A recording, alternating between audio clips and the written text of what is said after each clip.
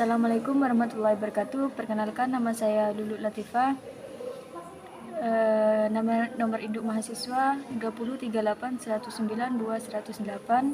Prodi Bimbingan dan Konseling Pendidikan Islam kelas C. Baik, di sini saya akan menjelaskan tentang bagaimana cara menciptakan tantangan dan kegiatan untuk anak berbakat. Nah, yang pertama kita harus memberikan tantangan pada anak berbakat dengan cara membantu anak untuk mampu berpikir dalam memecahkan masalah. Kemudian yang kedua, di sini kita perlu membantu anak untuk menguasai konsep materi yang akan diajarkan. Kemudian yang ketiga, di sini kita mampu memberi kesempatan untuk menunjukkan potensi anak. Kemudian yang kedua, di sini ada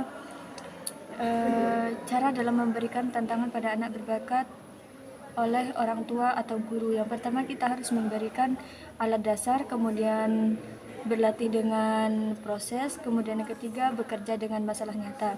Nah, alat dasar di sini kita harus mengajarkan anak untuk berpikir divergen dan kreatif dalam problem solving. Kemudian yang kedua, kita perlu mengembangkan kelancaran dan kelenturan berpikir. Kemudian yang ketiga, di mana anak bersedia untuk mengungkapkan hasil pemikiran kepada orang lain. Kemudian yang kedua, di sini ada berlatih dengan proses, yang dimana kita harus memberikan kesempatan terhadap anak untuk melakukan tahap pada situasi yang nyata. Kemudian yang ketiga, dengan cara kognisi, yang dimana di dalamnya ada penerapan analisis dan sintesis dan penilaian. Kemudian afektif, yang dimana di dalamnya terbuka terhadap perasaan dan konflik yang terjadi. Kemudian yang ketiga, di sini ada bekerja dengan masalah nyata. Nah, bekerja dengan masalah nyata di sini kita perlu menerapkan tahap pertama dan tahap kedua di dunia nyata.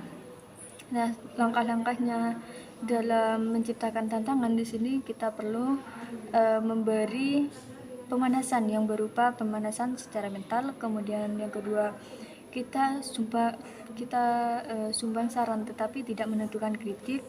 Kemudian yang ketiga, kita memberikan pertanyaan yang mengacu pada gagasan. Kemudian yang terakhir, kita harus memberikan sintetik teknik berpikir kreatif.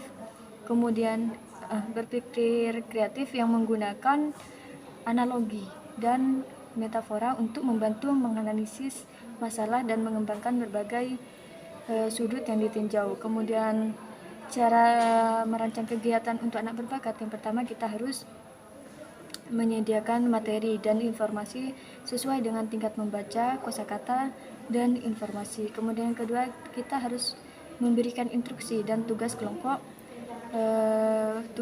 kecil maupun individu. Kemudian yang ketiga, di sini kita perlu memberikan yang ketiga, kita perlu meminta siswa untuk menggali materi lebih dalam mengaktifkan pemikiran kritis. Kemudian yang keempat, kita perlu meminta siswa untuk mencari solusi melalui penelitian, wawancara, eksperimen, dan pengembangan kesimpulan. Kemudian yang terakhir, kita memberikan presentasi visual atau lisan yang berhubungan dengan isi seluruh kelas. Baik, sekian dari saya, kurang lebihnya mohon maaf. Wassalamualaikum warahmatullahi wabarakatuh.